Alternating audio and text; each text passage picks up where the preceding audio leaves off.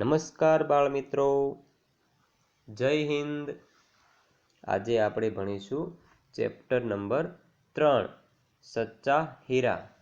તેમાં આપણે શું ભણી ગયા તો કે કહાની જાણી, ત્યાર પછી કહાની આપણે ભણી ચૂક્યા, તમે વાંચી લીધી। ત્યાર પછી શું ભણ્યા તો કે એના શબ્દાર્થ આપણે ભણી ગયા, ત્યાર પછી એના મુહાવરે પણ ભણી ચૂક્યા। ત્યાર પછી અભ્યાસની અંદર 3 પ્રશ્નો આપણે ભણ્યા, ત્યાર પછી આપણે શું કહાની પૂર્ણ કરી, પછી કહાનીનો સારાંશ ભણી ગયા, એના પ્રશ્નો અને પ્રશ્નોના જવાબ પણ ભણી ચૂક્યા છીએ।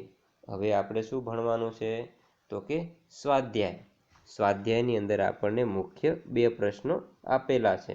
તેમાંથી પ્રશ્ન નંબર 1 એમાં શું કહેલું છે, નિમ્નલિખિત પ્રશ્નों के उत्तर दीजिए। એટલે કે જે નીચે આપેલા નિમ્નલિખિત એટલે નીચે આપેલા પ્રશ્નો છે તેના ઉત્તર તમારે આપવાના છે, એટલે લખવાના છે।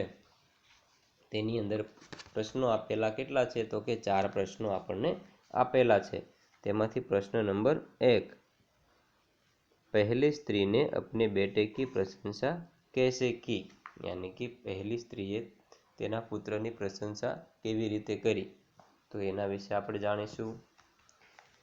જોઈએ જવાબમાં, पहली स्त्री ने कहा कि मेरा बेटा लाखों में एक है।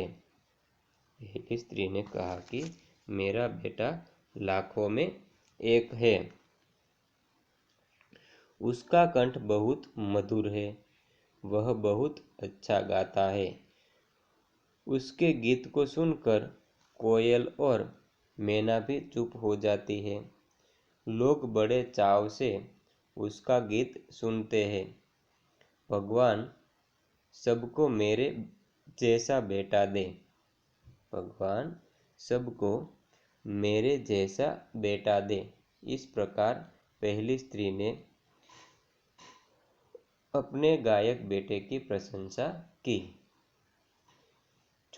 प्रश्न नंबर 2, दूसरी स्त्री ने अपने बेटे की तारीफ में क्या कहा। એટલે કે બીજી સ્ત્રીએ એની પોતાના દીકરાની તારીફમાં એટલે પ્રશંસામાં શું કહ્યું તે જોઈએ ઉત્તરની અંદર। दूसरी स्त्री ने अपने बेटे की तारीफ में कहा कि उसकी बराबरी कोई नहीं कर सकता। वह बहुत ही शक्तिशाली है। वह बड़े बड़े बहादुरों को भी पछाड़ देता है। वह आधुनिक युग का भीम है। इस प्रकार दूसरी स्त्री ने अपने बेटे के बल का बखान किया। હવે જોઈએ પ્રશ્ન નંબર 3, तीसरी स्त्री ने अपने बेटे की विशेषता में क्या कहा।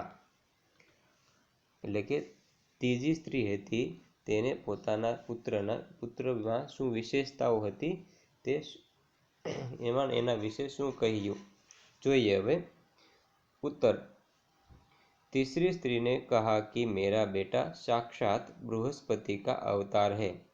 वह जो कुछ पढ़ता है उसे एकदम याद कर लेता है। ऐसा लगता है मानो उसके कंठ में सरस्वती का निवास हो। इस प्रकार तीसरी स्त्री ने अपने बेटे की बुद्धि की तारीफ की। હવે જોઈશું પ્રશ્ન નંબર 4, चौथी स्त्री ने अपने बेटे का परिचय कैसे दिया। એટલે કે ચોથી સ્ત્રી હતી તેને પોતાના પુત્રનો પરિચય કેવી રીતે આપ્યો જોઈએ ઉત્તરમાં। એટલે જવાબ જોઈશું, चौथी स्त्री ने कहा कि मेरा बेटा तो एक साधारण लड़का है। वह न तो गंधर्व सा गायक है, न भीम सा बलवान और न बृहस्पति सा बुद्धिमान। मैं उसकी प्रशंसा कैसे करूं। इस प्रकार चौथी स्त्री ने एक सीधे सादे लड़के के रूप में अपने बेटे का परिचय दिया। એવી રીતે એક સીધા સાદા છોકરો હોય એવી રીતે એનો પરિચય એને આપ્યો।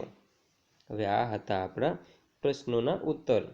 હવે આપણે પ્રશ્ન નંબર 2 શું કહેલું છે, નિમ્નલિખિત યુક્તિ કોણ કિસે કહેતા હે लिखिए। એમાં શું કહ્યું છે? નિમ્નલિખિત નીચેના જે વાક્યો છે તે કોને કહે છે તે લખવાનું છે.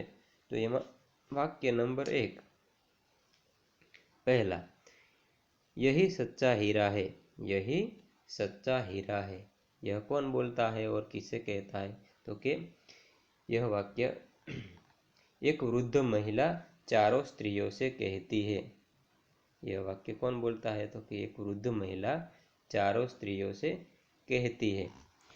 वाक्य नंबर 2, माँ लाओ मैं तुम्हारा घड़ा पहुंचा दूं। माँ लाओ मैं तुम्हारा घड़ा पहुंचा दूं। यह वाक्य कौन बोलता है? तो कि चौथी स्त्री का बेटा माँ से कहता है। चौथी स्त्री का बेटा माँ से कहता है। वाक्य नंबर 3, सुनो मेरा हीरा गा रहा है। सुनो मेरा हीरा गा रहा है। यह वाक्य कौन बोलता है? तो कि पहली स्त्री अन्य स्त्रियों से कहती है। पहली स्त्री अन्य स्त्रियों से कहती है। चौथा वाक्य, देखो यही है मेरी गोद का हीरा। देखो यही है मेरी गोद का हीरा। जो यह वाक्य कौन कहता है? तो कि तीसरी स्त्री अन्य स्त्रियों से कहती है। तीसरी स्त्री अन्य स्त्रियों से कहती है। पांचवा वाक्य, देखो वह मेरा लाडला बेटा आ रहा है। देखो वह मेरा लाडला बेटा आ रहा है। यह वाक्य कौन बोलता है? तो कि दूसरी स्त्री अन्य स्त्रियों से कहती है। दूसरी स्त्री अन्य स्त्रियों से कहती है। जो बाळको अहींया आपणो स्वाध्याय छे समाप्त थाय छे। तेमां आपणे शुं भण्या? तो कि प्रश्नना जवाब भण्या, त्यार पछी कोण किसे कहता है ते भण्या। हवे આપણે આગળના વિડીયોમાં ભણીશું ભાષા સજ્જતા, તેના વિશે માહિતી મેળવશું।